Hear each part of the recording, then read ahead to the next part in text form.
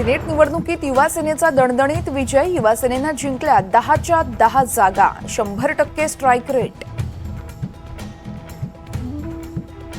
निवडणूक आयोगाची राज्य सरकारला नोटीस. 100 अधिकाऱ्यांच्या बदल्या न झाल्यानं तीव्र नाराजी.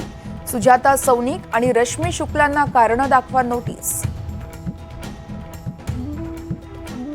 विधानसभेसाठी राज ठाकरेंचं मिशन विदर्भ. 11 जिल्ह्यातील प्रमुख पदाधिकाऱ्यांची घेणार बैठक. तर आज नागपूरसह पूर्व विदर्भाचा घेणार आढावा.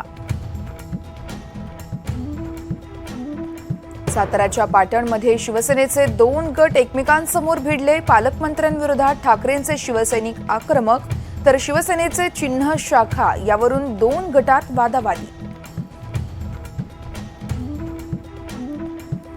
नंदुरबार जिल्ह्यात परतीच्या पावसामुळे शेती पिकांचं मोठं नुकसान. खरीप हंगामातील कापूस, सोयाबीन या पिकांना पावसाचा मोठा फटका.